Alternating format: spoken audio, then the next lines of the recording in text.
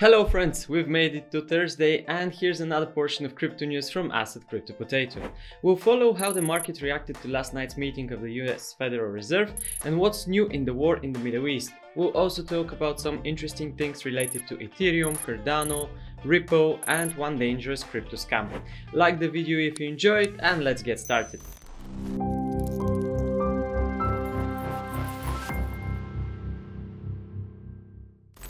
Earlier this week, US President Donald Trump once again called Federal Reserve Chair Jerome Powell a fool, claiming he probably won't lower interest rates during the Fed meeting.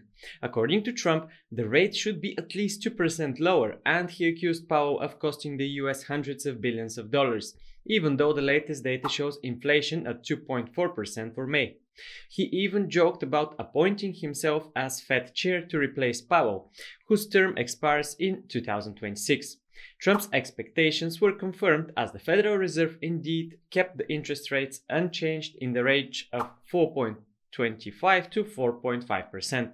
In fact, that was the general expectation. According to Polymarket, the chances of this outcome was over 98%. Bitcoin didn't register any dramatic price changes after the meeting, slightly dropping to around $104,000, and at the time of this recording is trading at $104,700. Ethereum held steady at around $2,500, while Cardano, Ripple, Dogecoin, Sui, and other leading altcoins experienced slight 24-hour declines. Hyperliquid was among the harder hit, plunging by around 7% to $37. Those in the green zone include SEI, Kaika, OKB, Ondo, Uniswap, and others. The total market capitalization of the sector is holding just below $3 trillion and $400 billion. We can't skip over the Middle East to see what's happening with the conflict between Israel and Iran. Attacks between the two sides reached new dimensions after the Israeli Soroka hospital in Beersheba was seriously damaged last night in an Iranian missile strike, with over 30 people injured according to Israeli authorities. However, Iranian state media claimed the target was a military facility next to the hospital, a command and intelligence center of the Israeli army in the Gaf Yam Tech Park. Meanwhile, Israel reported striking Iranian nuclear facilities, including the Arak heavy water reactor and the Natanz complex. At the same time, US President Donald Trump has approved a plan for a military strike on Iran, but has not yet made a final decision to carry it out. The target could be the underground nuclear facility at Fordo.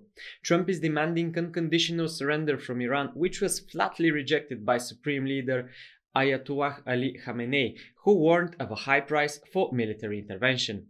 In response, Trump commented, "I may do it, I may not," refusing to disclose his plans. So far, over 580 people have been killed in Iran and 24 civilians in Israel, while in Tehran there is a mass exodus of people fleeing the capital. The US continues to build military strength in the region, including aircraft carriers and fighter jets, and the State Department is preparing an evacuation plan for American citizens in Israel. Meanwhile, hackers breached Iranian state television with a call for the population to rise against the regime. The war between Israel and Iran has also spilled into the crypto front. On June 18th, an Israel-linked hacker group known as Predatory Sparrow carried out a massive cyber attack on the Iranian crypto exchange Nobitex, destroying between $90 and $100 million in digital assets. Instead of stealing the funds, the hackers sent them to inaccessible so-called burner addresses without private keys, effectively burning them as a political act against the regime in Tehran. A second hack followed on state-owned bank SEPA. In response, Iran's central bank imposed a curfew on crypto trading, allowing exchanges to operate only between 10 a.m. and 8 p.m. to prevent further attacks and capital outflows.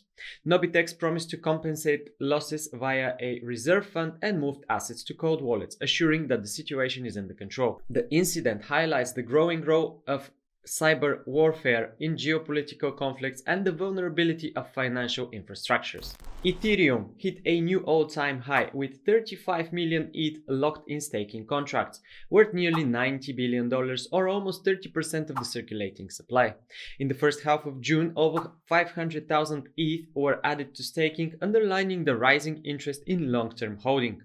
On-chain data also shows a record nearly 23 million ETH held by accumulation addresses, wallets that have never sold. This reflects investors' strong confidence in Ethereum's vision and future. A major driver of this trend is the favorable regulatory environment in the US. The SEC recently clarified that certain staking activities are not considered securities, which encouraged inflows. Leading staking providers include Lido, followed by Coinbase and Binance.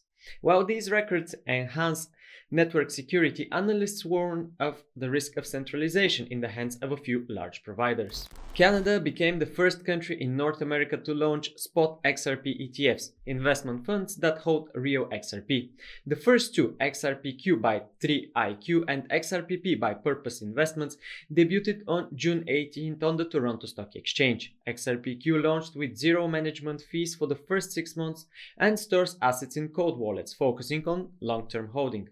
Purpose offers 3 versions: CAD hedged, unhedged, and USD hedged. These ETFs aim to provide exposure to XRP without physical custody and demonstrate growing institutional interest in global cross-border payment technology. The launch in Canada increases pressure on the US to approve similar products, with the SEC still delaying decisions on XRP filings. But the odds of approval this year have climbed above 85%. Well-known companies seeking to launch such a product in the US include Grayscale, Franklin Templeton, WisdomTree, Bitwise, and others. Blockchain project Legon and tech company Cloud Court announced a joint initiative to explore the future of legal data infrastructure, with auto giant Ford Motor Company joining in an advisory role. The goal is to evaluate the potential of the Cardano blockchain and Legon's decentralized cloud service for secure storage and management of legal documents and data.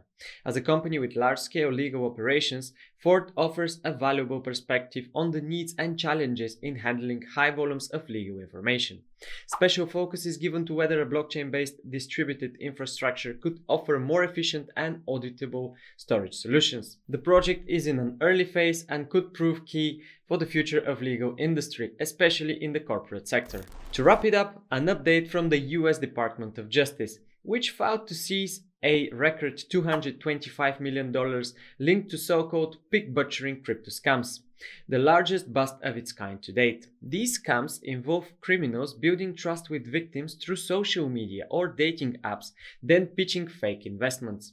Through a joint operation by the DOJ, Secret Service, FBI, and Tether, which assisted in freezing funds, hundreds of thousands of transactions through OKX and other platforms were tracked. The investigation identified over 400 victims who lost millions of dollars. The department described it as the largest operation of its kind in history and warned that this is a message to criminals. Enforcement will continue and may include fund recovery for victims. That's it for today, friends. Have a great day and see you tomorrow.